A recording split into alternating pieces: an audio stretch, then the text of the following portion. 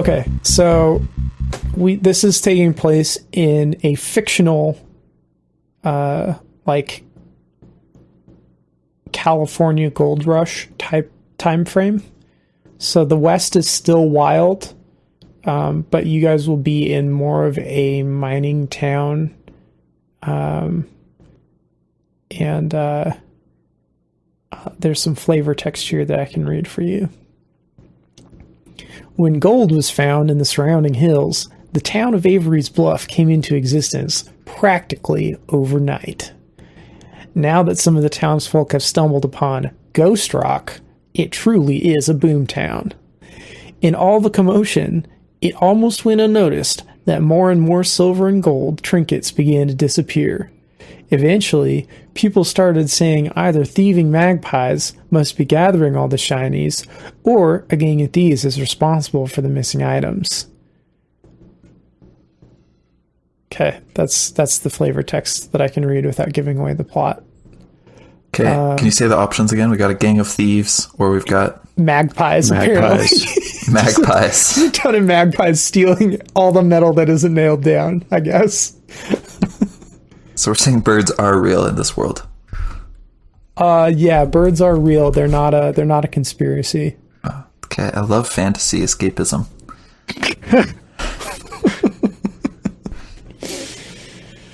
Okay, yeah, go ahead and introduce your characters. If you have any backstory, feel free to share that. If not, that's okay too. Okay, I can go first. I'm going to be playing Josiah Knight. Josiah is he's in his late 20s, but he looks closer to 15. He's got a scraggly mustache and a goatee that don't look very good. Full cowboy clothes. He's got the leather jacket and some leather riding chaps. Cowboy hat, of course, big Bowie knife, and a pistol. Let's see, he's just really into chess. That's his thing. So I'll be making lots of chess references throughout this episode, probably. All of them are made up because I don't know enough about chess. So just be prepared for that. I love it. Mechanically, I've got some hindrances I took. So I've got bad eyes. I've got a -1 to all trait rolls that rely on vision. He's got the habit hindrance. So if he isn't eating sunflower seeds at least every 15 minutes, he gets fatigued. And he's got the big mouth hindrance, which means he can't keep secrets very well. Hopefully that doesn't impede our investigation too much. But a little bit. That's interesting, right? Right. Edges, I've got danger sense. So if there are surprise checks or if I'm rolling to notice danger, I have +2 on that. And then I've got the humiliate edge, which means I get a free re-roll when I try to taunt someone. I put a lot of my stats into taunting, so we'll see how well I can roleplay that. I've also got good stats in writing, gambling, and shooting and fighting. Awesome. All right, Alton. So I have made a character called Muscle von Tussle. He's a German immigrant to the United States who originally came over to work on the railroads, but when his job was to like hammer in the railroad spikes, but his job was replaced by a steam hammer, and he was let go, and so now he works as a saloon bouncer. Nice. Yeah, I love it.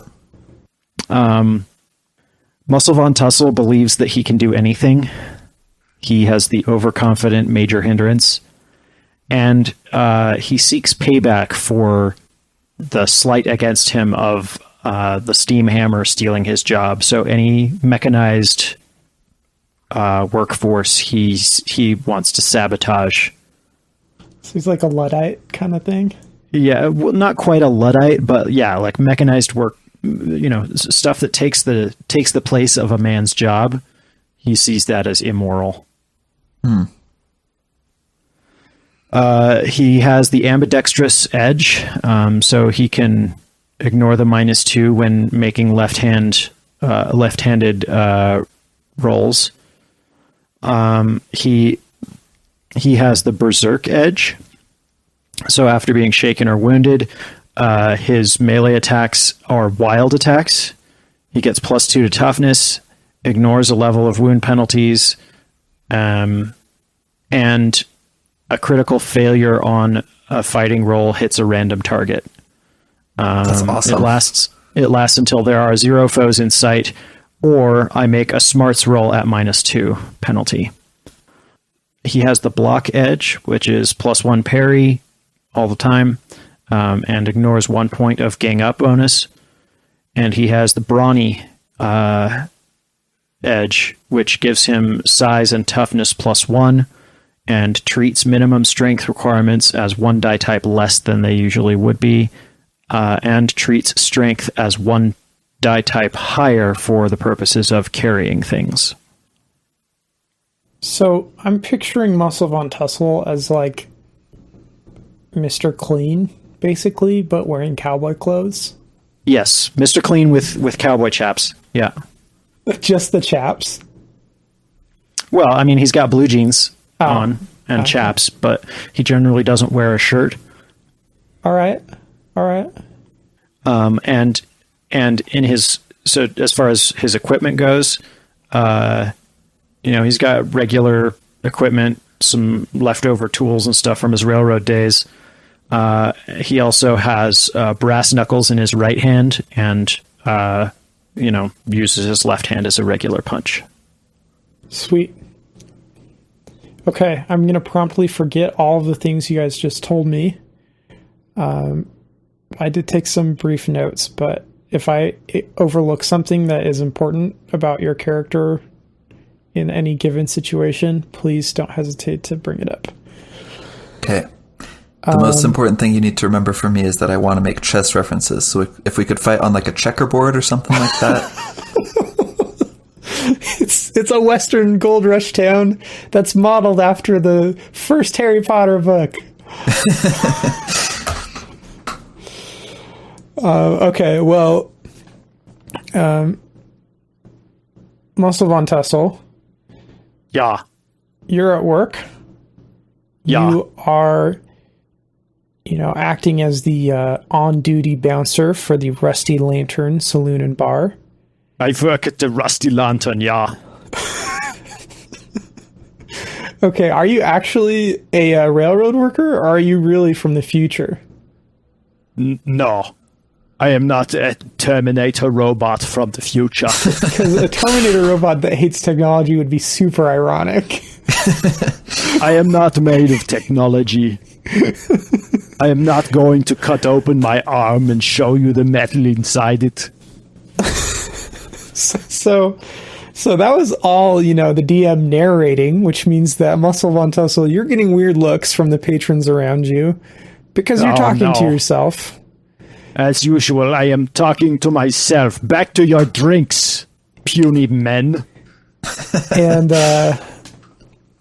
as you look around, you hear the kind of jangly, old-timey saloon piano going. There's, a lot of people drinking. It's a little bit rowdy, but maybe not full-on, like, brawl status. But, there's people who are drinking a bit too much, gambling for maybe more than they should be. And it's mostly jovial, but there is a little bit of tension. In particular, you can see that there's a man named Buster Brannigan, who you recognize as the head enforcer for the local Donovan Mining Company.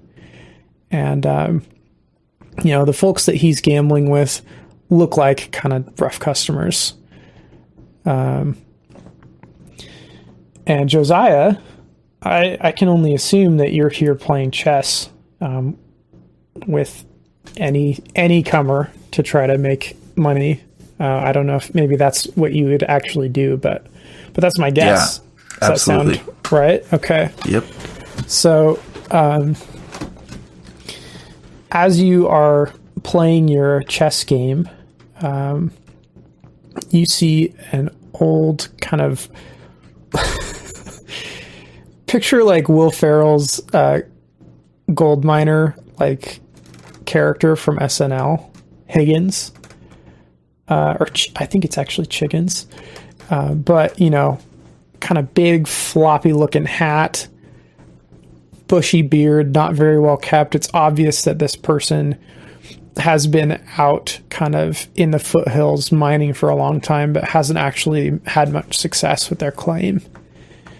And out of the corner of your eye, you can see this guy kind of looking around, and he seems like he's particularly focused on Buster Brannigan's table.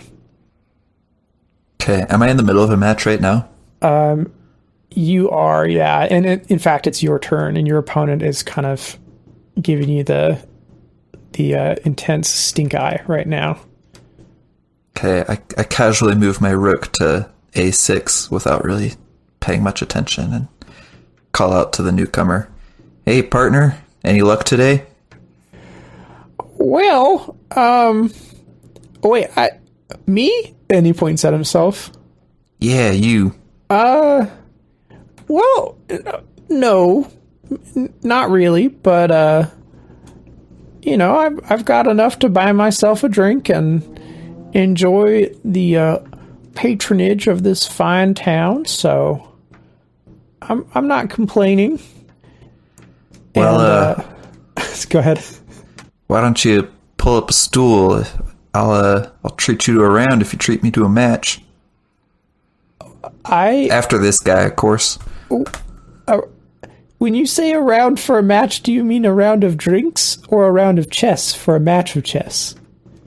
A round of drinks for a round of chess, but I guess I wouldn't say no to your offer either. I definitely would prefer the alcohol. I actually hate chess, but I am willing to do it to sustain my habit. Gosh damn it. Get out of here then. Why are you so rude? And he's gonna try to take one of your chess pieces away from you. Okay, I'm gonna stand up and say, now you listen here. They call me Josiah Knight. You want to know why? Why? Yes, why? Okay, and then I'm gonna do this maneuver that I've practiced a lot, where it's kind of like a 3-point turn where I slide forward and to the left, then backwards and to the right, moving exactly 1 unit left and 2 units forward. And as I do, I want to try to trip him. Okay. Is this an actual ability that your character has, or is this more of like a conceptualized thing? Like, is there a stat that you're prescribed to roll? No, yeah, I just made this up. So I think athletics makes sense, or if you want athletics. Fighting. No, athletics is fine. That's a 4. Okay. As you kind of move to the side, he thinks that he's got his chance to kind of reach in and grab one of the pieces. And so he starts to move forward, but he doesn't realize that you're coming right back around on him. And you trip him. Unfortunately, you trip him into the chess board, the table. And so the table and the board tip and the pieces go flying. Okay, I'm going to reach down and help him up and say, well, looks like you owe me a round now. As you do that, your opponent, who is thoroughly startled by this, stands up and angrily exclaims, "You just threw the match. I was winning that, and you tripped that man to get out of it. I want my money back." And he holds his hand out. Tell you what, I'll call it a draw, and I give him half of the money that he should have. All right, go ahead and roll. Jonathan always says convincing, but that's not the name of the stat. Persuasion? Persuasion.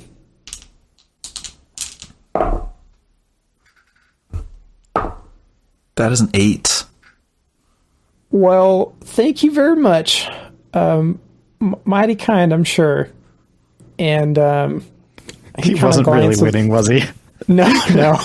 he glances around at the pieces and kind of gingerly steps to the side and kind of walks around the mess that's been created and goes and sits down with somebody on the far side of the room. So the miner says, what was that about owing you around? Is that what you said? Well, the way I see it, I got chess pieces all over the floor now, and I'm not too keen on picking them up. So, I guess I'll clean up this mess that you made if you go get me a Bishop's whiskey. Okay. Go ahead. So he walks to the bar. Go ahead and roll notice for me. Sorry if I'm making this too difficult. No, you're good. If we need to get on with the plot, I can stop messing around. Ooh, that's a double explosion. We've got a 14. Oh my goodness. Okay, so as you start picking up the pieces, you hear incredibly distinctly, yeah, I'd like your finest wine, and then what drink did you ask for? A Bishop's whiskey, which does not exist. Okay. I would like your finest wine and a Bishop's whiskey on that gentleman's tab.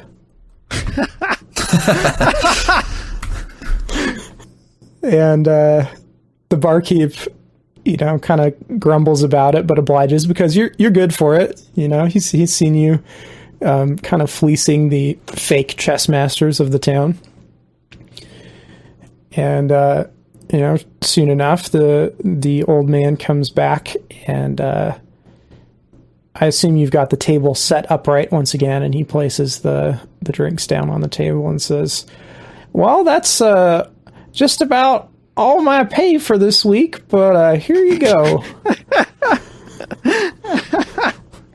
Okay, I'm going to choose to not act on the information that he has put this on my tab.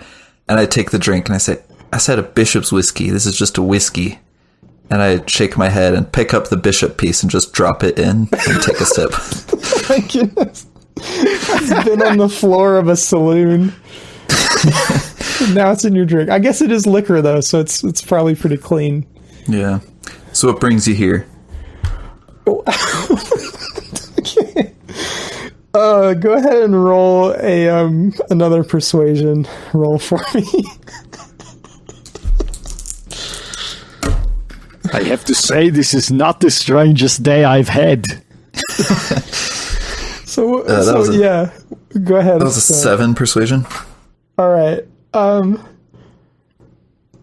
He seems like he's about to share some secret with you, and then he catches himself and goes, drinking, mostly drinking. And he takes a huge swig of his wine. Huh. Probably should have brought more money then. If I had only had to buy myself a drink, I would have had plenty of money to get myself drunker than a skunk, but some fool made me pay for their drink too, and now I don't have any money at all. Is that so? It is so. Yes. Huh. He's drinking more of his drink. He's trying to drain it, and it's clear from his body language that he's trying to keep this conversation as short as he can without being rude, and obviously, he's trying to hide the fact that he made you pay for his drink from you. I feel like you and I have gotten off on the wrong foot. Specifically the one that I put under your feet to trip you, and I do apologize for that. Oh, well, I definitely did think that I shouldn't have fallen into that table so easily, but you could make it up to me by buying me a drink. Another one? A drink in addition to this drink? Is that what you meant? Yeah, I'd buy you a drink in addition to that drink I bought you. No, I mean buying me a drink in addition to the drink I already have. No, there's no shame. That was well played. I can respect when someone gets the better of me. But I got these keen ears, seeing as I have these bad eyes. Do you wear glasses, by the way? I don't. So glasses would have negated the hindrance, and I felt like that was less interesting. So I need them, but I do not wear them. Okay. Well, He wouldn't look tough with his glasses on. I'll say it's actually probably pretty wise of you not to wear glasses, seeing as you look like you're, I don't know, maybe a 15-year-old boy if you were wearing them. What did you say to me? I said, thank you for your kindness, and he scoots his chair back and starts to stand up. Okay, I'm gonna go over to the bouncer, who I probably know quite well from being a regular at this place. Say, hey, that guy seemed fishy to you? I don't know. Mr. Knight, you did trip him into a chess table. Okay, I can see now. Yeah. That was on me, huh? Yeah, it was not your best maneuver. I mean, your maneuver was very excellent, but I don't think you thought 2 or 3 moves ahead on that one, no. Oh, man. Now you're getting me with the wordplay as well. Well, here's the thing, is he came in and said that he doesn't like chess. I know how you feel about that, but not everybody likes your favorite game, Mr. Knight. Wow, I cannot believe this. Well, here's the other thing, is he said he was here to drink, but then he also almost told me a secret, it felt like. And I would really very much like to know what that secret is. Is he hiding something in his beard? Do you need me to do a pat down of his beard? You know, that I'm a little apprehensive of aggravating this man any more than we already have. Hey there, handsome stranger with the beard. He's already doing it. That's great. Come here. Like 15 people look at you and point at themselves and go, who, me? Because this is a mining town. There's a ton of people with beards that you don't know. No, not you guys. This one, the weird old one. Okay, so while you were talking, he's moved back over to Buster Brannigan's table, and you catch him with his hand out reaching for something on the table, and then when you point at him, he draws his hand back and looks around, and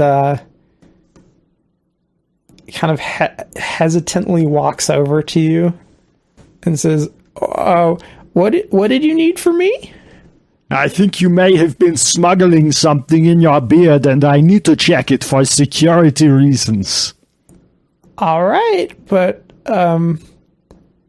well, this is on you. Just remember that. I begin the pat down by patting his beard and trying to feel for any contraband hidden within. Okay. Go ahead and roll a spirit check or a vigor check for me. That's a 4. Okay. As you begin patting down his beard, it's a whole lot greasier than it looks. And in fact, what appeared to be kind of the last remaining vestiges of kind of brown blondish hair in his beard turns out to be a thin, oily coating of muddy dust that has now congealed on your hands as you search his beard. And although you're able to kind of fight your gag reflex, it is pretty gross. Wow, this is the most disgusting beard I have seen in quite a while. That's right, and don't forget it. It will be unforgettable. This beard serves as the mother culture for over 6,000 loaves of sour bread worldwide. Disgusting. You do a lot of baking then. Nope. I just like putting my beard in people's bread dough whenever I can. Reminds me not to invite you to the bakery in town. They actually don't let me in there. There's a big sign. I'm surprised you didn't recognize me from my poster there. Oh, you're the one that Des wanted. Is that the one that says dead or alive? No, it's more of an unwanted kind of sign. Like, we don't want this man here. So there's no reward for your capture? Nope. Definitely not. Ah. A disappointment. Do I find anything in his beard besides grease? There's some like little cockroaches and like other little kind of bugs. I knew it. You were smuggling insects into the saloon. No, I definitely was not smuggling insects. What do you call this then? And I hold up a cockroach by one leg right in his face. That's Nelson. You named your beard cockroaches? They don't always live in my beard, but I mean, they do keep me company, yeah. I suppose it must be lonely down in the mines. Yep, that's definitely true, and when you look and smell like me, it only gets truer, let me tell you. Can I resume my patronly activities, please? Oh, your attempt to steal from Mr. Branson? No, I'm afraid that... Actually, not his name, so... What's his name You're again? falsely accusing me of something that I categorically didn't do, because there is no Mr. Branson here. Good day. He turns around and runs. He bolts straight for the table. What's the guy's name, actually? Brannigan. Buster Brannigan. Brannigan. I meant Mr. Brannigan. You say as you chase him towards the table? Yes. Okay. Mr. Brannigan turns around and sees crazy old man, like, almost on top of him. And behind him, strangely greasy-handed bouncer now, right behind him. And Brannigan dives onto the top of the table over Brannigan's shoulder and, kind of grabs as much of the contents of the table as he can. So the old man dives over Brannigan's shoulder? The old man dives over Brannigan's shoulder and grabs as much as he can off the top of the table as he kind of slides over it and then down onto the floor on the other side. Go ahead and roll athletics to see if you can follow him. Okay. Is there only one exit to this room? No, there are a few different ways. So there's a door behind the bar leading to a back room, and that leads out to like an alleyway. And then there's the kind of double flappy doors, like a classic saloon doors, basically at the front. Mm-hmm. And then if you go upstairs, there's a couple different exits that would lead to like stairways down to the street. Cool. I rolled a 4. Okay, so you follow him, and you land almost right on top of him, and he's struggling to get up, and you can see that he's dropped everything that was on the table except for this shiny gold watch that seems to belong to Buster by the way that it's engraved. And he's kind of trying to crawl out from under you because you've landed like kind of tangled, I guess, together. So I try to with my hands all greasy. I'm gonna try to like get him in like a headlock so that I'm holding him with my elbows and not my hands, so that he doesn't slip so free. Good thinking. Go ahead and take a Benny for that. Okay. Okay, and headlock, that's going to be grappling, so I'm just going to make that a fighting roll. Okay. I roll fighting.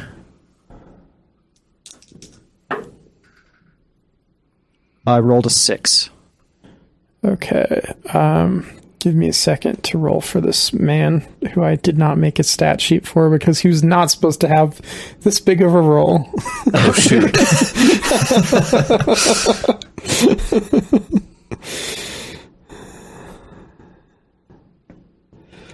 Okay, he crit fails. So he tries to twist free, and you hear his jaw pop, and you're going, oh! And he like kind of reaches up and pops it back in, but he's clearly in some pain. And you didn't break his jaw, right? It just kind of dislocated temporarily. Okay. But he drops his the pocket watch, and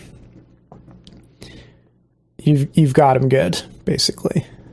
Mr. Brannigan, you will find your properties intact, if a little greasy. Well, it better be, or it's your ass, Buster. Wait, No, my name's Buster. Your name is Buster. My name is Muscle Von Tussle.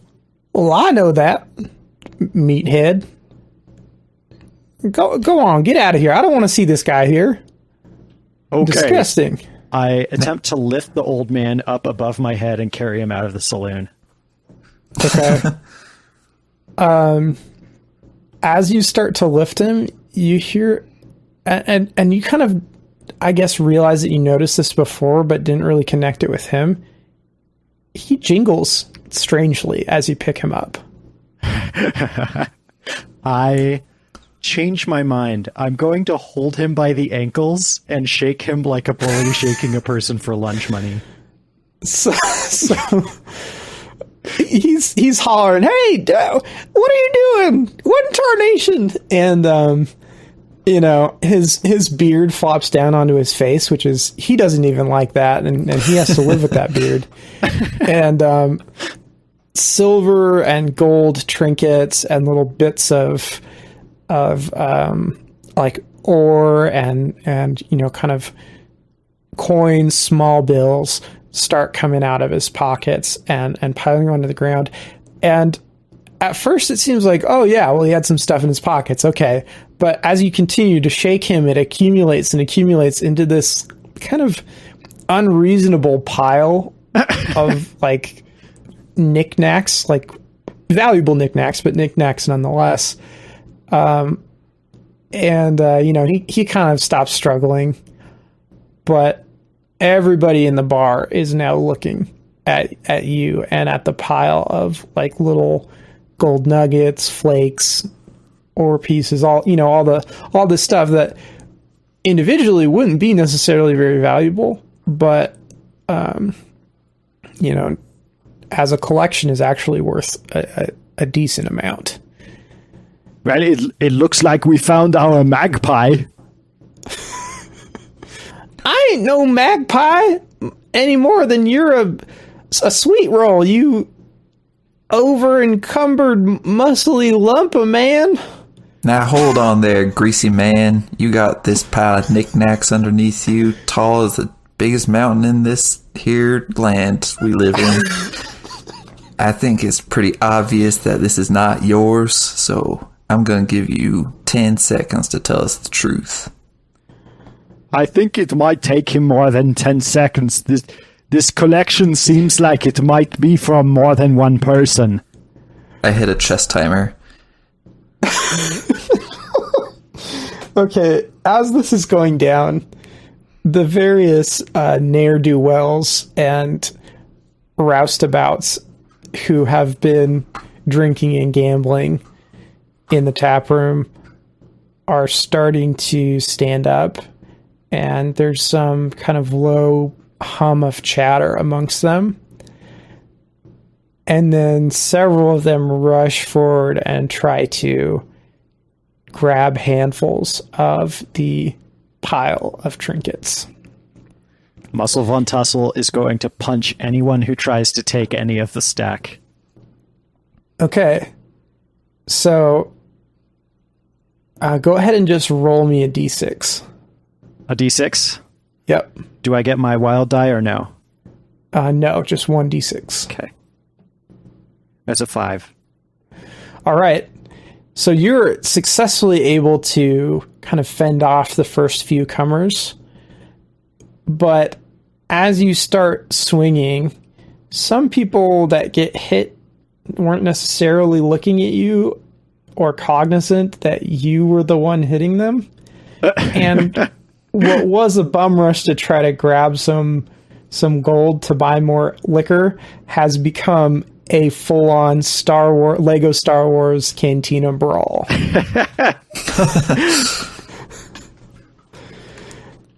I'm gonna shoot my gun into the ceiling. Hopefully, yeah. I'm just gonna do it full send. Right. Cowboy. This is a cowboy episode. Roll shooting.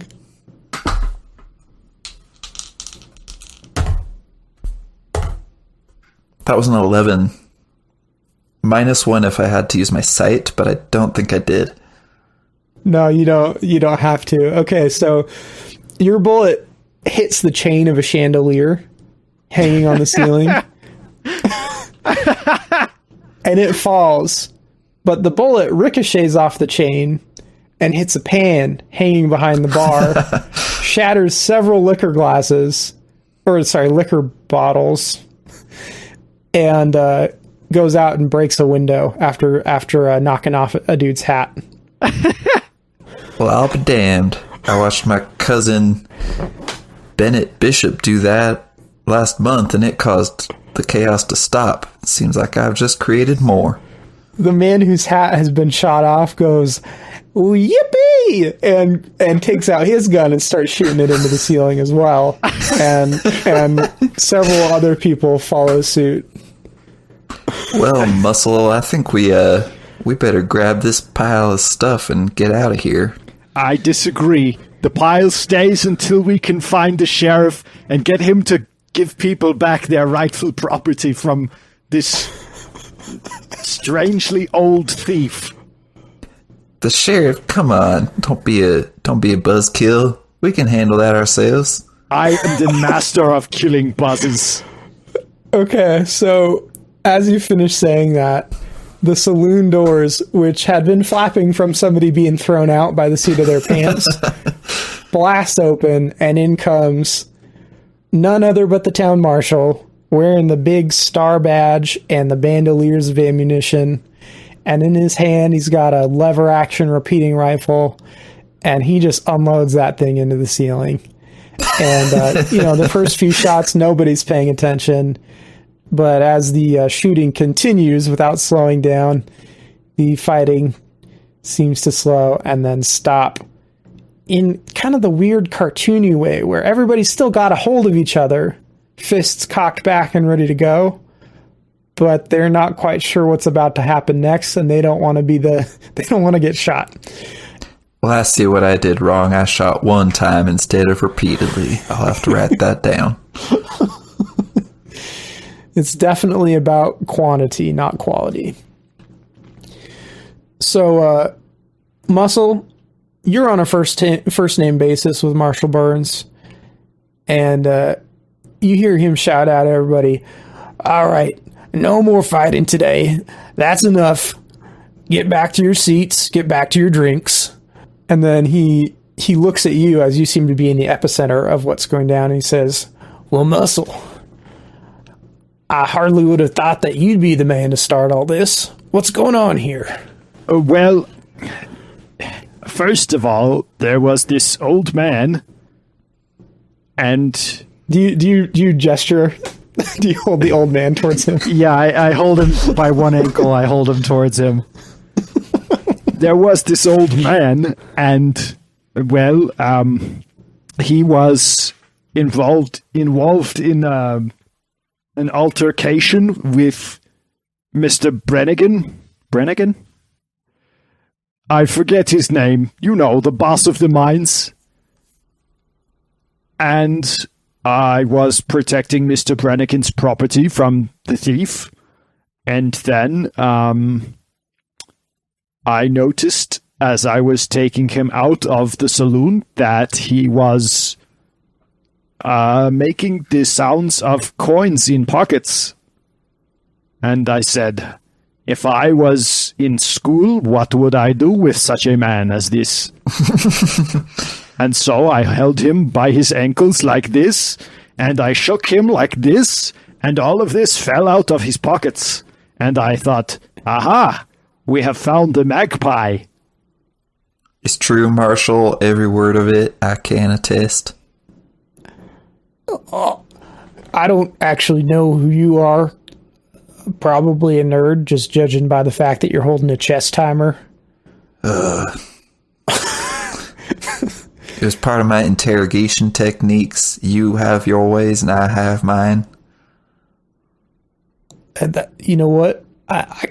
My voice is changing all over the place, so I'm just going to keep this short. Good job catching Good job catching this guy. Definitely looks like he was a dude who had stole all the stuff that's been missing lately. Maybe we can continue this discussion in the town jail, mayhaps.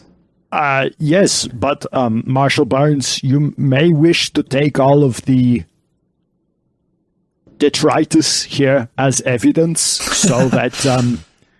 so that I don't have to punch any more people. Oh, that's a good point. Does anyone have a wheelbarrow? Barkeep, can you get me a keg, empty maybe? And Barkeep kind of nods and then walks into the back room and comes back with the keg and knocks the top off, and then the marshal starts scooping the stuff and dumping it into the keg. And so the barkeep is now eyeing you, Josiah, and he looks like he wants to talk to you, but then he sees that you're busy and he kind of just steps back a little bit. Okay. Then I'm gonna separate myself from the group and go stand next to him. Did you need help emptying one of those kegs? Actually, I wanted to talk to you about your checkmate. And he he holds out a little ledger that shows your tab. The barkeep is Australian. Well, you know I love a checkmate as next as the Oh, sorry. Let me try that again. You know I love a checkmate as much as the next man. I reckon you do. And if you could maybe pay for that chandelier and the window you destroyed, I would appreciate it. Aw, yeah. How much do I owe you? I did not think about the currency for this world, but it's America, so dollars. That'll be like $500. Dollars? I don't know how to do an Australian accent. It fell apart. It was supposed to be a zingy one-liner, and then... In Bluey, they say $bucks, but I don't know if that's real. Dollary dues? Dollary dues. Dollary dues. That's definitely it. Well, I'll tell you what, friend. I have only got $230 to my name, but I'll give you $200 now, and I can maybe work the rest off. How's that sound? Well, I wouldn't want to... He's Southern now. I wouldn't want to put you out of your way, but he nods at the treasure, or at the the pile of shiny trinkets, and he says, it seems like you might be able to make a down payment using some of that newfound property as a finder's fee type of situation. Now hold on. You know that I am an honest man as long as I am not playing the game of chess for money. And in that case, I never break the rules. I only hustle. That's a rule. That's a strict Josiah classic. If I were to take some of that treasure and give it to you, then it would not go back to the rightful owners. Yeah, I guess I can see that. It's so not his accent. Well, I guess I can see that. All right, I'll take you 200. Okay, now I'm second guessing, but yeah, okay, I give him $200. All right, he kind of folds it up and tucks it in his shirt pocket, and walks away whistling to himself.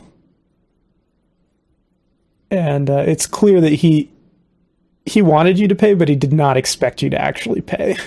Oh, man. Josiah's a pushover. Okay. No, Berkeley's a pushover. We're learning new things about our characters all the time. So, the marshal at this point has finished packing up the keg of treasure. And he nods to you both and he says, "Gentlemen, if you could escort me to the jail, I would like to take a statement from you both. And frankly, I mean, it's been a long time since somebody helped me do my job. Maybe you'd be interested in looking into some other troubles we're having around here." If it pays better than being the bouncer here at this saloon with all the holes in the ceiling, maybe I will do it. Yeah, I make quite a bit of cash playing chess at night, but my days are open. You do your crime fighting during the day? Yep. As a rule, always gotta be home for dinner, and I like to sleep in until 8 or 8:30 in the morning. So, Man, it's after more my like own tastes. a 9 to 4:30 kind of job with paid lunch, of course. Wow, some marshal. Well, there's a reason some folks call me the Marshmallow.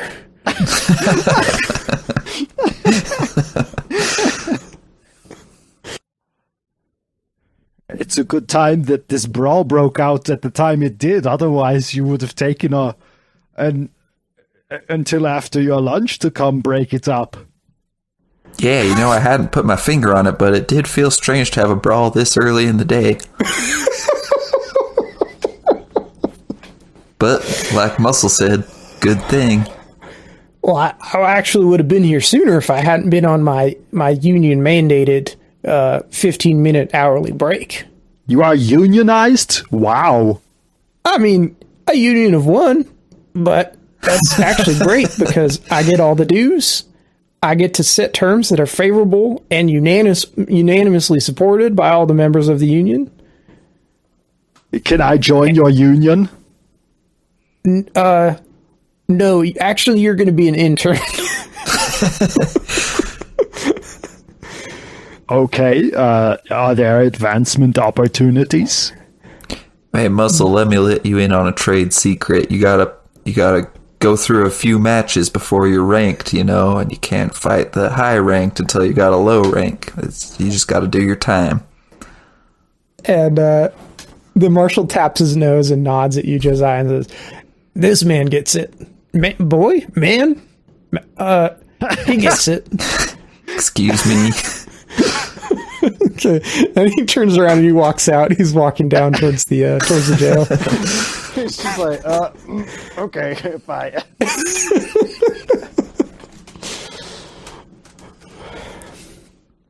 Okay, I follow him. Yeah, so... unless this was supposed to start tomorrow. No, you're supposed to follow him. That's the... I also follow him, and I'm still carrying the old man by one leg. His face is starting to get really red, and he calls up to you. Yeah, I understand that this is pretty impressive to be able to hold me by an ankle, like, indefinitely or whatever, but it's actually not incredibly comfortable. I'm old, my hips hurt, and this extra hurts, and this makes my dentures ache, which I did not know was possible until now. Would you mind? We will put you head over heels once we get to the prison. Okay, he's going to try to grab onto your leg and, monkey climb you to try to get his head above his, heart. Good thing I so always he can skip get some leg blood day. flow back. Did you say you don't skip leg day? Good thing I always skip leg day. Oh, you all? You're a walking Dorito chip? Is that what you're telling me? Yes. Yeah, so you mentioned that you wear jeans and chaps. Yeah. Are they like skinny chaps and skinny jeans? Or are they like big old baggy? Either way, I can't decide what's funnier. So he's gonna try to grab your leg, and then you see the look on his face. He's shocked when he goes to grab what looks like it should be a thick old leg, and gets nothing but fabric. Yes, I picked these up in the 1890s. I'd like you to roll a belt check, please. Okay. What do I roll for belt? Just a D6. I rolled a 5. All right. Well, you remembered to put your belt on and tighten it appropriately. He tugs, but no crack is showing. So, You think I would use weak belts? You are a funny old man. I wasn't trying to pants you. I wanted to climb. And at this point, you guys have actually made it to the town jail.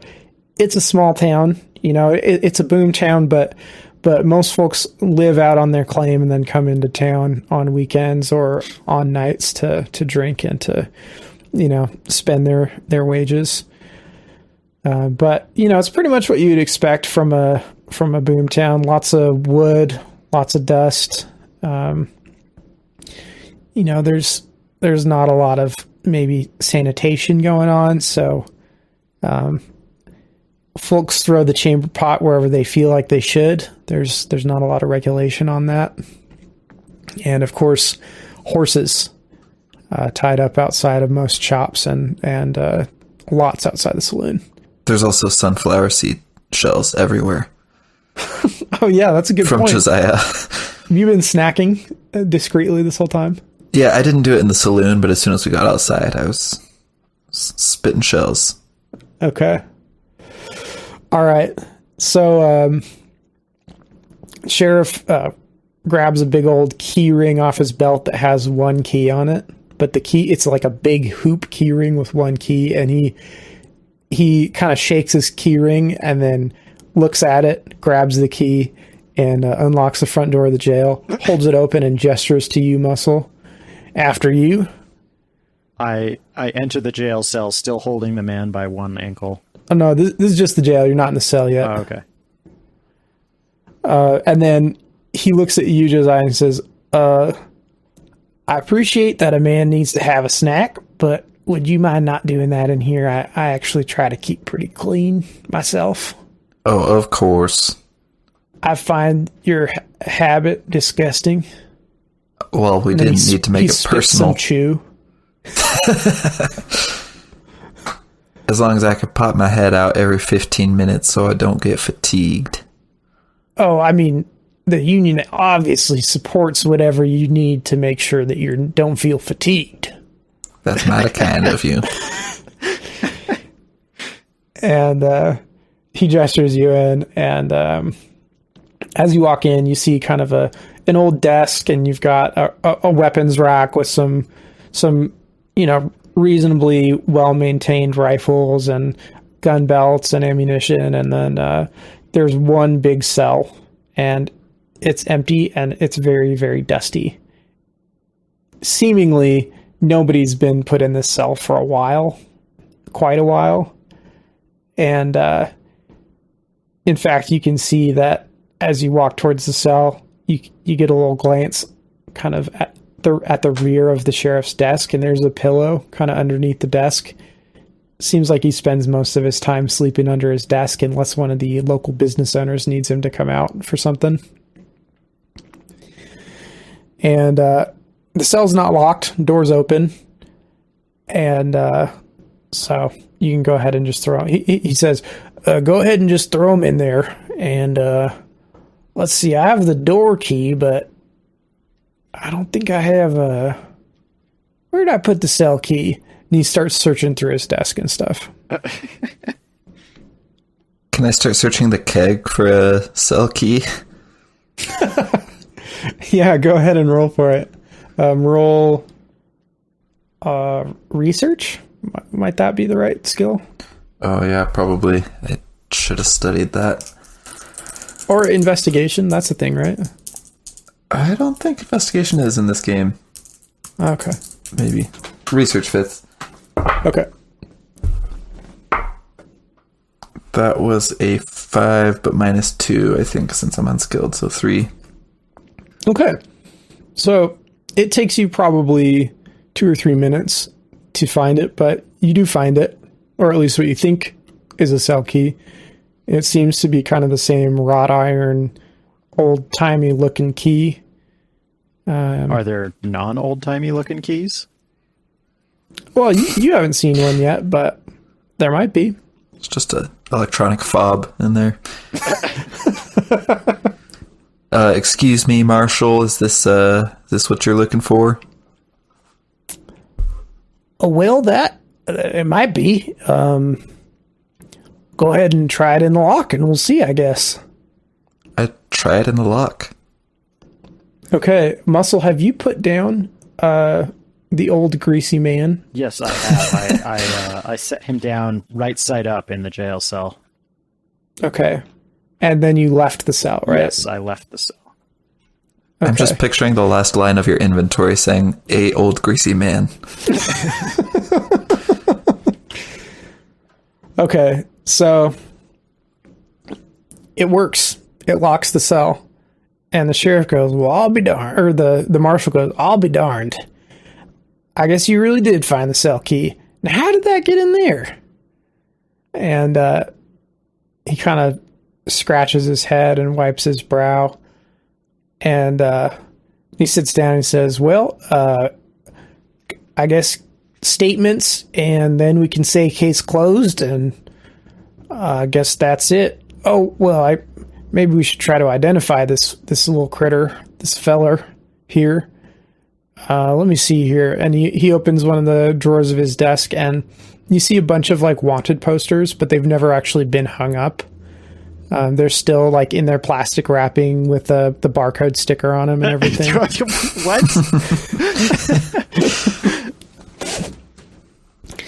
And he goes, I guess these actually do serve a purpose other than sketch paper, but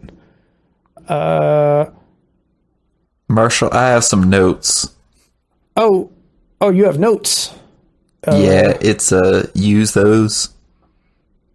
Like you mean like Them posters. hang them up kind of thing? Yep. Post them, if you will. Where'd you get that idea from? It's just something I read in a book one time. Well, you cannot trust anything you read, let me tell you. And that's why I actually can't read, as a matter of principle. I see. Well, carry on then.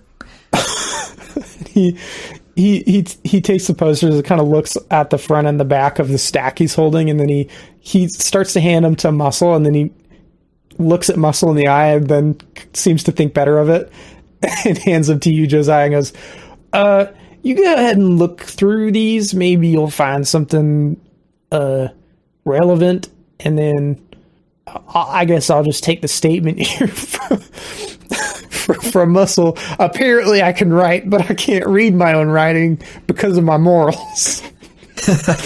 That makes sense to me. I can't read my own writing either.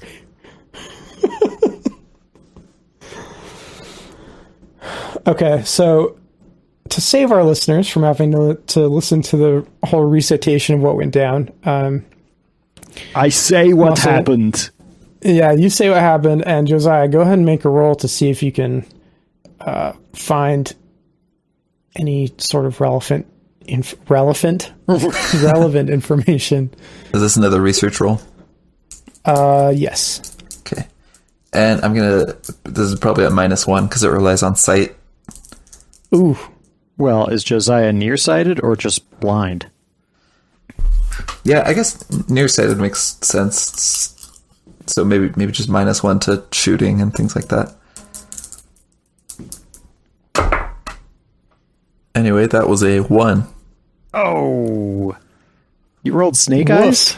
No, I rolled 2 3s, but it's okay. -2 because I'm unskilled. Okay. Okay, so as you're looking through, sorry, I'm trying to figure out how exactly I want this to go down. So you're looking through the posters, and there's probably a good like 50 or 60 in there. Like, it's obvious that this is probably a couple of years worth of posters that have just been sitting in this drawer. And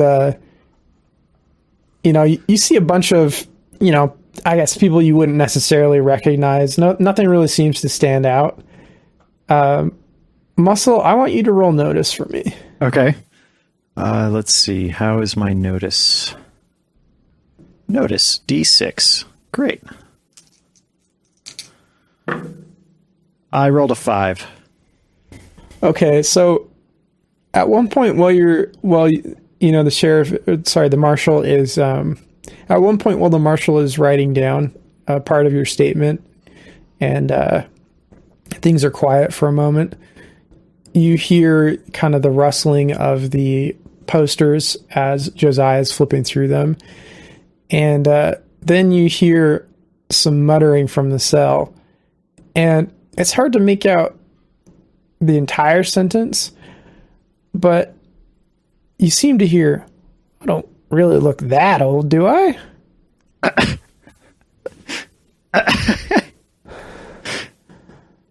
And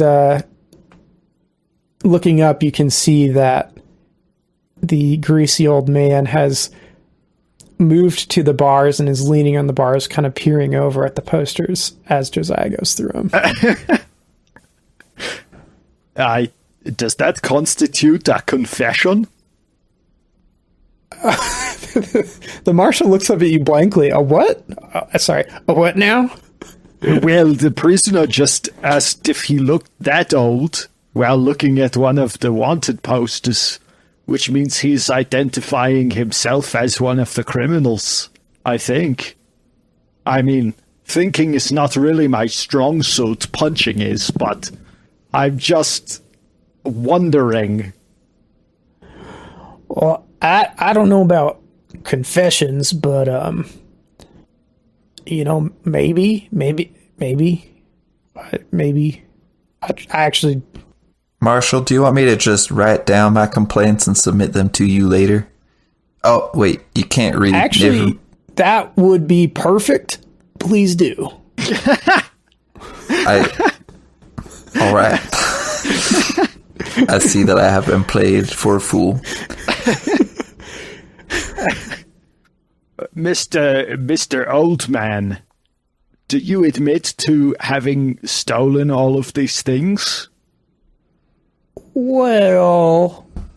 Also, before I have to call you Mr. Oldman again, will you tell me your name? It's kind of on the poster there, actually. If you want to hand it over here, I kind of want to do like the side-by-side where I point at it. Just for theatrical effect, Oh, all right. And I put the poster up next to him, but not close enough that he could grab it. Actually, it was the one before this one. This one's not me. Oh, I can see now that this is a woman. I apologize. It's a bearded woman. I might have made the same mistake myself. It's these damn eyes. And I pull up the right one. All right. He reaches through the bar, both hands, holds it out, and gives you kind of the same look that they've got drawn up on the poster. He says, "It's me, Ebenezer Finch, the old-timer who has called Avery Bluff his home since the early days of the town." So you mean like 5 days ago? Yeah, this is a boom town. It's not necessarily slow growing. I have been here since the even earlier days of the town before it was a boom town. Oh, wow. You are an old-timer. That is correct. as you can tell by my yodely voice. Mr. Ebenezer Finch, criminal at large. Well, not anymore. Why did you do it? Well, in order to get that kind of information, you'll probably have to intimidate or persuade me. Oh, let me flex my muscles intimidatingly again. I flex my muscles, making it clear that the entire point of Muscle Von Tussel's muscles is to intimidate and crush resistance. And all right. I'm going to roll intimidation. Oh, they both exploded. Yes. Okay, that's a 10. Just like those pecs. Okay. It's not clear. I do the like Terry Crews like flex one pack at a time thing. Yeah. A peck roll? Yeah. Okay. Ebenezer looks you in the eye, and it's not clear if this is intentional or involuntary, but he wets himself. And then he says, well, consider me intimidated. I do consider you intimidated. Now, why did you do it? Well, I'm actually part of a gang of thieves that all work together in the lowest level of the Donovan gold mine. There are more than one magpie? Actually, so I thought we might catch on this little snag here. I am not a magpie. I am a human man. We tried to give you a cool nickname, but if you just want old timer, that's fine. Actually, I was hoping to go by Greasy Gus, but nobody... Your name's not really... Gus. Your name is Ebenezer. Why would you be called Gus? Your name's not chess champion, man, but... That's why we call him Muscle. That. I was talking to you, Josiah. No, Josiah's real name, his Christian name, is Chess Champion Man. It's biblical. Actually, I'm ashamed to admit it, but my Christian name is Josiah Checkers. Josiah Checkers? You're kidding, right? You can see why I changed it. Okay, there's a lot to unpack about like your psyche and why chess means so much, or means so much to you. No, I'd say it's all pretty surface level. If you say so. Anyways, yeah, us gang of thieves that are all humans and not magpies do our stealing from down in the old mine, and if you were to be able to intimidate me even more, I might be able to tell you a key piece of information that you're going to need if you want to bust the rest of my nefarious crew. I am so disappointed that you are a gang of humans and not a gang of magpies that I am not going to attempt to intimidate you at all. Aww. Instead, my friend Josiah is going to try to persuade you to cooperate. Oh, yep, I sure am using that good cop, bad cop approach that we talked about earlier. And definitely planned ahead of time. Now listen Sheriff, here. Bad sheriff. Good sheriff, bad sheriff. Yes, thank you.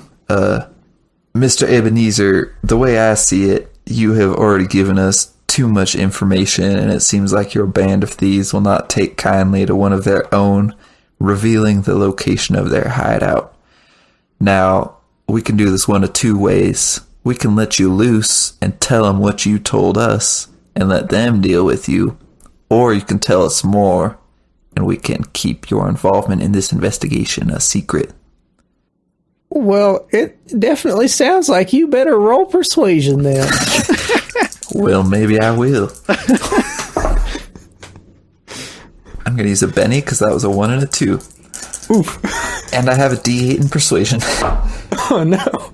That was a 5. Well, this good sheriff, bad sheriff. By the way, that implies that there are two sheriffs. Is that a thing? I don't know. Our town only has a marshmallow. I mean a marshal. A marshal. We got Hey, Marshall. Is there what are these dudes?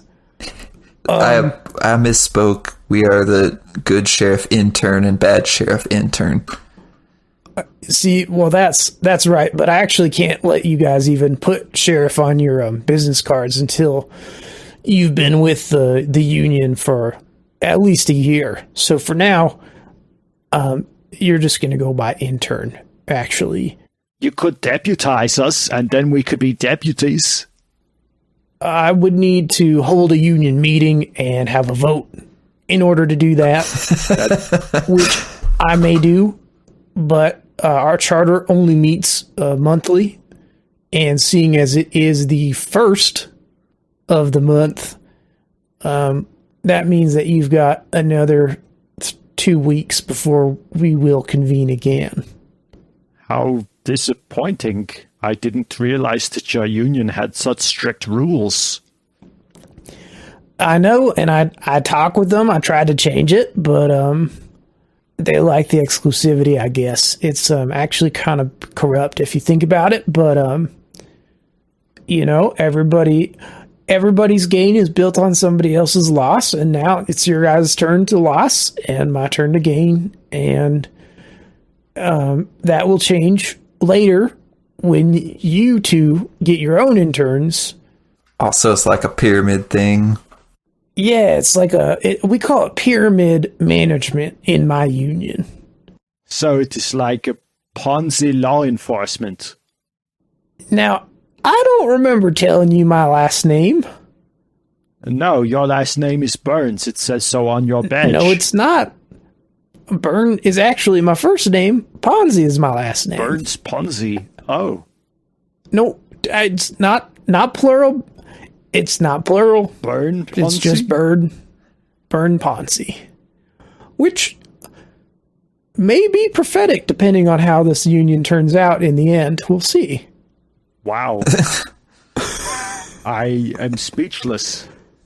As you should be. Let's keep it that way. I'm starting to feel skeptical about this whole thing, but it sounds like I'm in too deep already, and the only way out is up. Okay, so Ebenezer from the prison says, you definitely should not back out at this point. The only way out is through. Please continue. Yeah, same with you, partner. You're in neck deep the way I see it. So are you going to let us turn you over to them not magpies, or are you going to cooperate? I definitely choose to cooperate with you, sir. Wow, a 5 was enough. A 5 is always enough. It's not about the size, it's about what you do with it.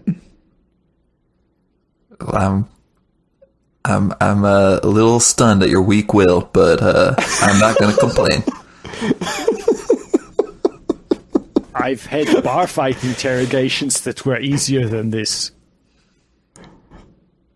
Easier or harder? I would describe myself as very cooperative. You're right. Everything about this is confusing to me. It's all right, Muscle. You're doing a real good job. Thank you. Yeah, you are. I peed myself just for you because of how muscly you are. That is true, Don't and it forget is. that. I don't like it when you say it like that. There is a toilet in the corner of your cell. You could have. So, But here we just are. tell us the critical piece of information that you are leading up to that is apparently important to the plot. Oh, right. Yes. I don't know what. I mean, there's not really a plot per se, but like I don't know if I can actually trust the marshal with this information. So, Hey, come over Marshall. here. Nope. Never Marshall, mind. permission to spit sunflower seeds all over the prisoner? Well, I'm sorry, but no. I'd have to him up once he dries out and then fall off, and I really don't want to do that. All right, that's fair. Well, just know that you're on thin ice, boy. He's not going to dry out. His natural greases keep him moist.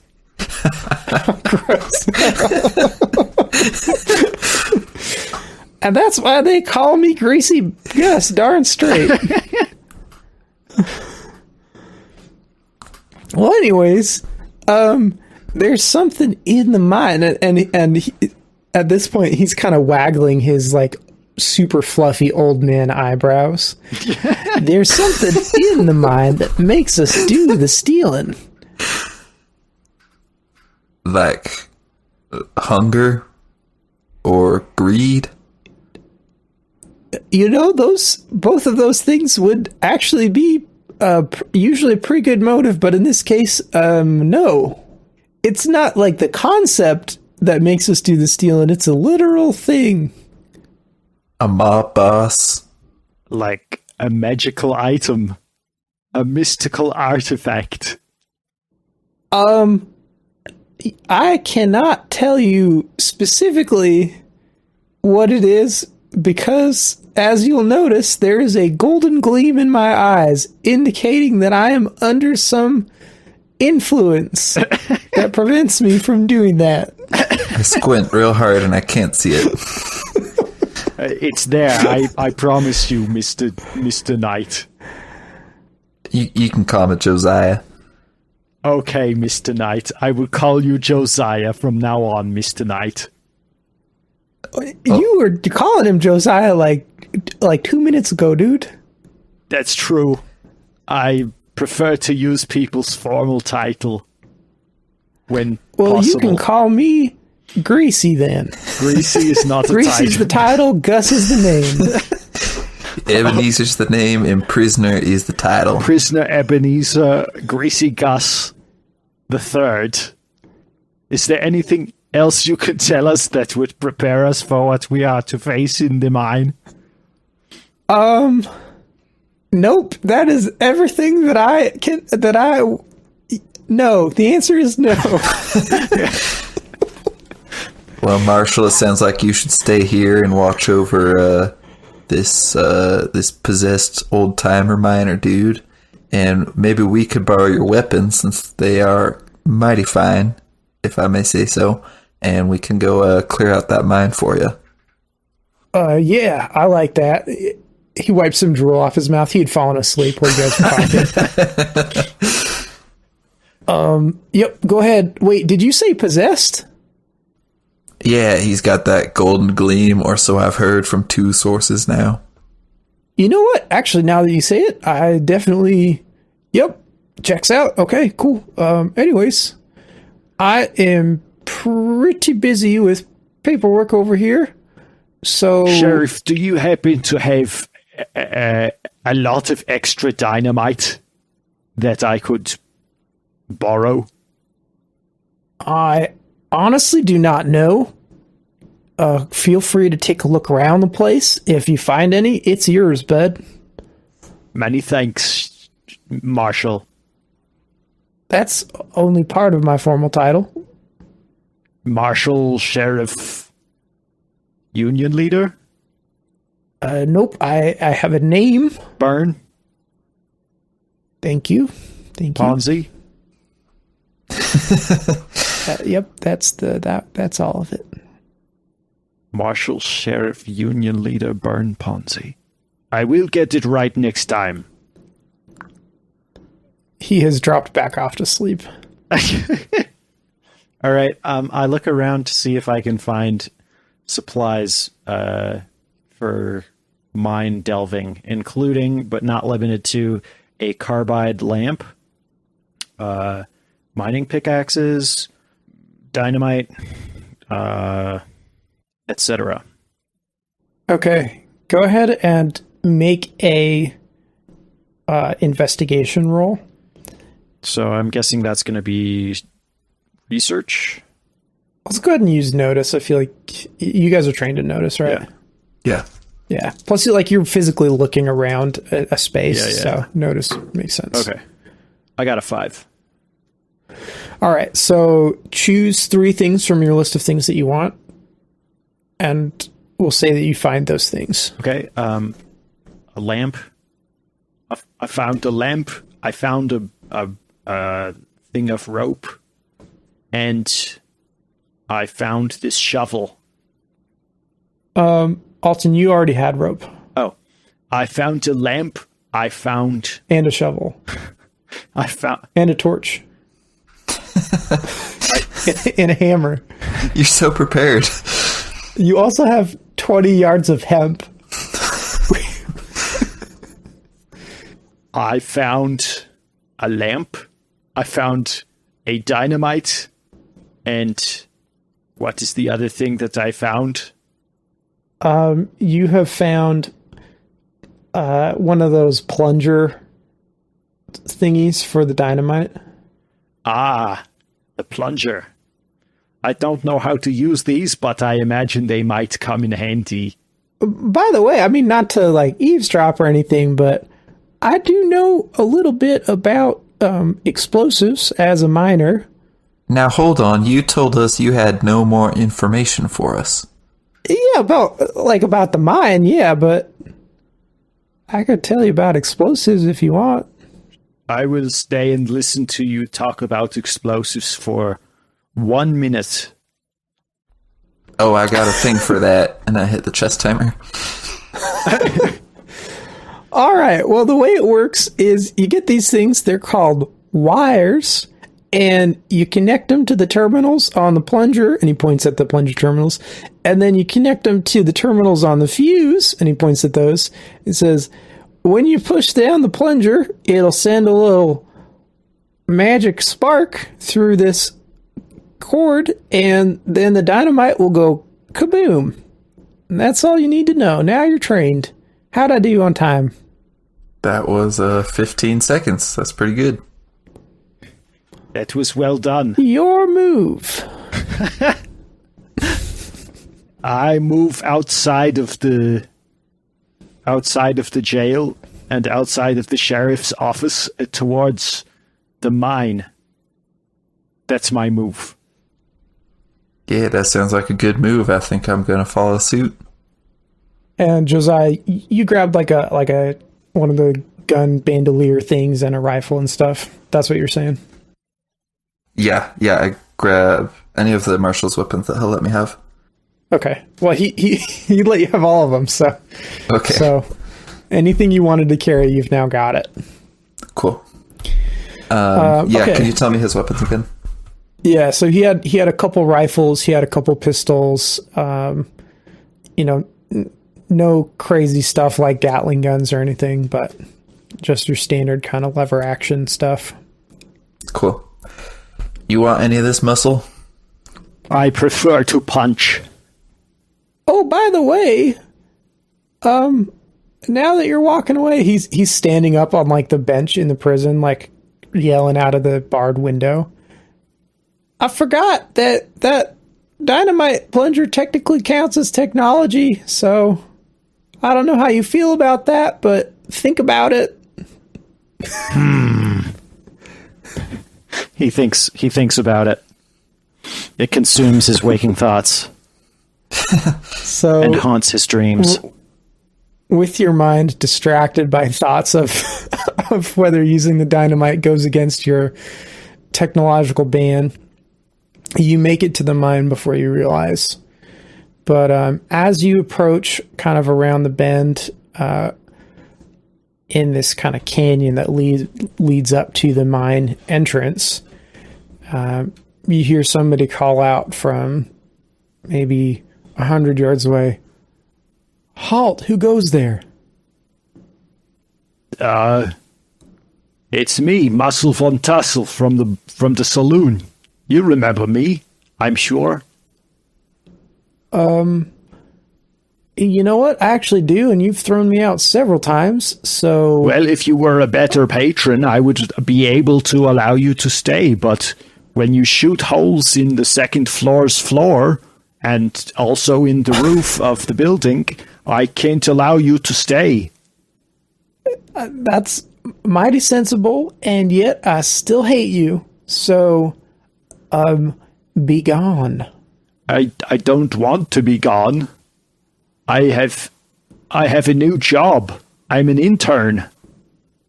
Who are you interning with? Well, I am supposed to get coffee from the mine and bring it back to the marshmallow. And this mine is for minerals, not for coffee. So it is not a coffee mine. That is correct. Well, you see, the marshal likes his coffee salted, which is a mineral. That is a excellent point there, young man. Excuse me. Excuse you, what? Could a young man do this? And then he just kind of looks at his person and realizes he doesn't have anything to do. And then he settles for stroking his goatee. I am unsure what point you are trying to make there, sir. You know what? Never mind. Are we going to have trouble, or are you going to let us through? I am a gunfighter who protects this mine with my compatriot gunfighter. He gestures. You see him from a long ways away. This is happening 100 yards apart. So we're just like yelling across the football field back and forth. Okay. He gestures at another dude, maybe 20 yards away to his left. My compatriot over here, and we actually won't let you in here without the owner of the mine's permission. So, kick rocks, I guess. Muscle Von Tussle kicks a rock. You have taken my statement literally, I see. That is not what I intended. What I meant to say was scram. What if I told you that Mr. Brannigan wants us to be here and talk to Greasy Gus? Well, first off, I do work for Brannigan, but Brannigan does not own the mine. Andrew Donovan does. It's the Donovan Mine and the Donovan Mining Company. So what Brannigan wants does moderately concern me. However, maybe it's not the end-all be-all on whether you get in. And I don't know who the heck Greasy Gus is, but obviously he ain't here. No, how do you know he's not there? He could How do be you know he is inside. here? Because I know for a fact that he works in the mine. Where else would he be? Nobody actually works in this mine anymore. We're just here to keep people from stealing from it. So it's just you two here? Just hanging out in the middle of nowhere. No water. No sweet rolls. I guess kind of what I would... We're also interns, but with the mining company, maybe would be a good way to explain it. You ever considered unionizing? We actually did have that discussion, and it did not go well. I don't know if you boys have ever heard about like miners' unions and whatnot, but apparently the owners don't really like it when you... Yeah. Stick some Pinkertons on you. Yeah, there was a lot of pink involved. Yep.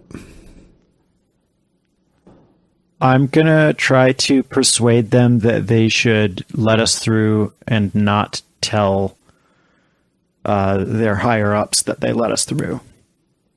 Okay. Roll a persuasion roll, and I will be combating it. If you let us through, I will make sure that you can have a sweet roll. My D4 exploded. That is 8 plus 3, so 11. Okay, that is a double raise. Yes. So he says, "Oh, well, for a sweet roll, I would do almost anything for a sweet roll." Do you have one with you right now? I don't, but when we get back out of the mines, as long as you don't tell your boss that we went in there, you can come to my house and I will give you one of my homemade sweet rolls. They have cinnamon and cream cheese frosting. You can afford cinnamon? Yes, I can. They pay, well, not much.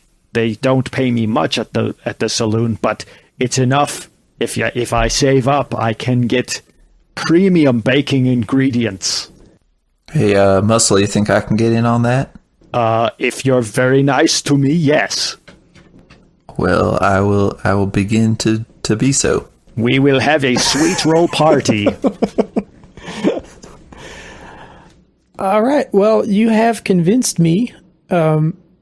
However, I think my compatriot here ought to have a say in this as well, because it is his job on the line also.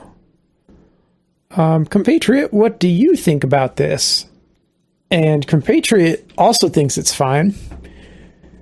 Well, I would also like a sweet roll. So, it has cinnamon, you say? Yes, plenty of cinnamon. Then I don't see why we couldn't let you look around this empty mine. Please proceed towards us. As we start walking, I'm going to whisper to Muscle, I'm real glad you were able to convince him. I was about to start shooting. The weight of words is heavier than lead bullets. You got hidden depths, my friend. Once we reach the shootists, I want to ask them if they've seen anyone coming and going from the mine. Well, actually, we have not. We're here pretty much every day, all day. Unlike the Marsh Maller, we don't get to go home at 5, and we do have to be here before 9. And, no. It's pretty much just us, and then, whatever wild animals are out here, and occasionally Brannigan will come out and hang out with us for a little bit, but mostly he spends his time drinking, I guess. Is Brannigan a nice guy? I've never really interacted with him except to protect him from gamblers. No, I don't actually feel like I can be vulnerable with you about that, so I will keep my opinion to myself. Any chance someone could be sneaking in and out of the mine and you just didn't notice? Are you calling me inattentive? Oh, not at all. Not at all. I meant no offense. I just know that sometimes people's eyes don't work as well as others, and they might miss things. I see. That's why you have a goatee. Just forgot to shave it. Well, let's keep going. All right. Well, just there is an elevator in there, but we have not really maintained it since we stopped mining the mine. So, proceed at your own risk. If you get hurt or die in there, you're definitely on your own. That is fair. If I get hurt or die, I cannot guarantee that you will get your sweet rolls, but as it goes. I suppose that is a risk you are willing to take. Indeed it is. Now, get in there before someone shows up and gets us in trouble. Very well. I enter the mine. Okay. So, in the entrance of the mine, you see lots of, slag rock and discarded minerals that aren't especially valuable, old equipment that's rusting and kind of falling apart. There's kind of some rooms with doors and you see spaces for lamps on the walls, but nothing is lit. And, it's just generally dusty. It looks like it's been disused for probably a year and a half, and the moisture from the mine is kind of starting to make things deteriorate a little bit. And all the way at the back of the opening of the entrance cavern, you can see the elevator in its shaft, and it's got kind of a metal grill with the doors that are spring-loaded shut, and you have to kind of pry them apart to get in. How do you feel about this contraption, Muscle? It makes me want to punch it, but it isn't really taking up the work of a man, so I suppose we could just pry it open and go through. All right. As DM, I'm going to call you on that, because absolutely somebody would be hauling ore up by hand if they weren't using an elevator. Never mind. This definitely takes up the work of a man. No, that's not what I'm saying. I'm just saying you got to roll for okay. it. Let's see. What should I roll? Knowledge? I would roll spirit. Spirit? Okay. That's a 3. All right. Although you want to believe that it doesn't take work away, in your heart, you really know that it does. And you don't necessarily feel compelled to destroy it, but you feel that aggression building up, and you got to let it out, man. Go ahead and make an attack on the elevator. I attack the elevator. I'm going to roll fighting. Okay, that's a 6. Okay, that hits. Okay. The elevator is unable to dodge. Correct. Okay, so my strength is a D8 and then plus D4. That's going to be 8 damage. Okay, so where are you hitting it? I'm just punching the door of the elevator. Okay. So the door, you have bent the grill a little bit, but it doesn't seem like it's going to fall down the shaft or anything else. It just kind of rattles, and it's really loud. Well, Muscle, it sounds like you got some moral concerns about this contraption, and I personally have some technical concerns with it. Perhaps we can, I guess there aren't any stairs or anything, are there? No, there are not. But I guess we gotta do what we gotta do. I can go down first if you want. Perhaps it is best if we go down one at a time, not to overwhelm the rusty metal weight possibilities. That makes sense to me. And I get in the car. All right. Inside the car, you see there's just like one button that says up/down on it. Up/down. I guess I pushed the up-down button. It goes up and then it goes down. No, it starts to lower you down, and as it begins to move, it starts to creak and scrape in a really concerning way, and it's moving really slow. So you're just kind of standing there looking at Muscle as you just very gradually descend. Hey, Muscle, why don't you toss me the end of that rope just in case this goes south? Yes, I will. Here is the end of the rope. Tie it around your waist. I'll tie this end around my waist, and then... Well, maybe tie it around a rock or something. I don't want to drag you down with me. You're not heavy enough to drag me down. But I see your point. I try to tie the rope to something structural. Okay. There's not a lot of like support pillars and stuff. This cavern seems to have been naturally formed. And since it's not super deep, there's not a lot of pressure going on here. but it seems like the best you can find is kind of around the frame of the window frame of an office that's nearby, and then the kind of wrapping around and onto the door frame, if that makes sense. Yeah. So it goes like, yeah. This may have been Mr. Brannigan's office. I didn't quite catch that. I think I've finally sunk below the floor. No, I've made it about 6 feet. I can still see the top of your head. These damn eyes. Oh yeah, I can see you now. I thought that was... Never mind.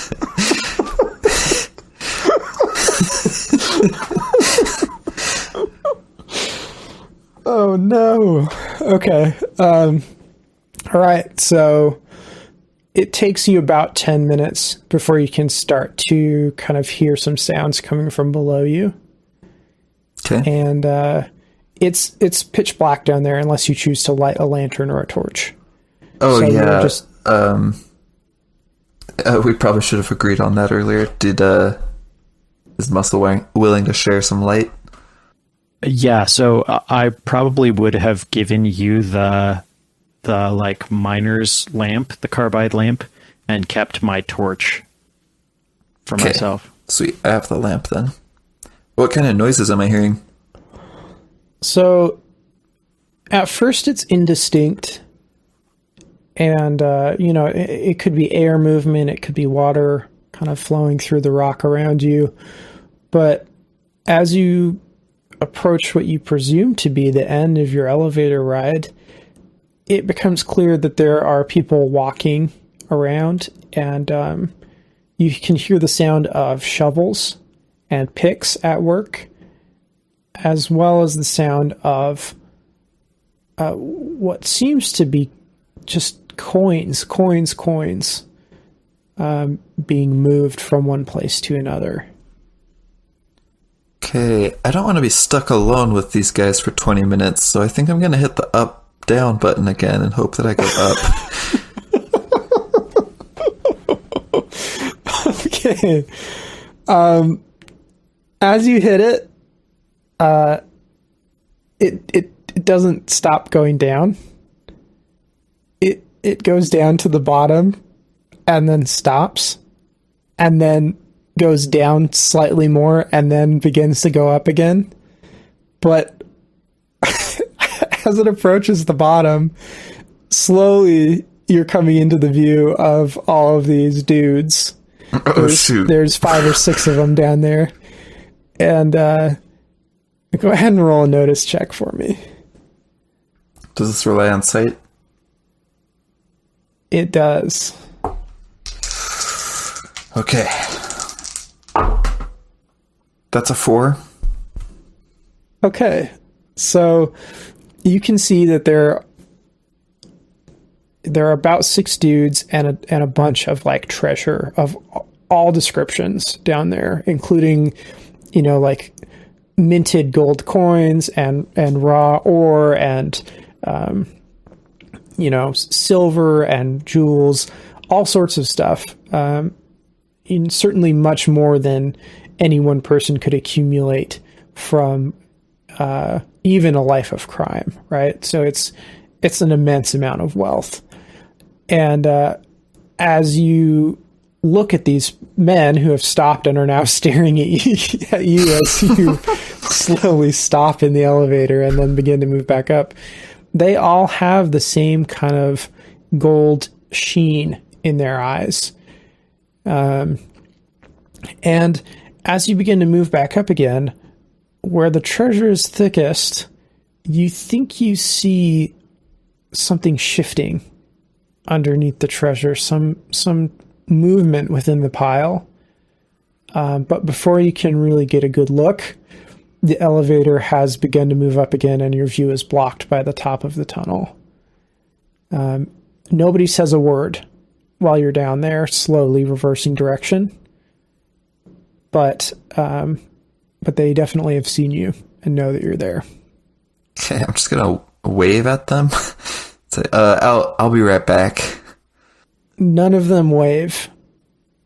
And they don't like look at each other or do anything else. They just stand there looking at you. Okay. Then I guess I go back up. All right, Muscle, you have been by yourself for about 15 minutes at this point. What are you doing? Just kind of waiting to feel if the rope goes tight, to be able to pull it up and try to rescue Josiah if anything goes wrong. Okay. Just kind of hanging out, looking around, listening, taking in the sights, smells, the sounds. Echo, All right. echo, that kind of thing. From the entrance, one of the interns shouts, "Hey, be quiet." When the car gets back to the top, I say, sorry about the mess, and I kick a pile of sunflower seed shells out of the car. There were some guys down there, and like more treasure than any one man could accumulate in even a lifetime of crime, and possibly even something shifting in the treasure. They all had that gold sheen. I see what old Gus was talking about now, that gold sheen. Do you think it could have been a Scrooge McDuck?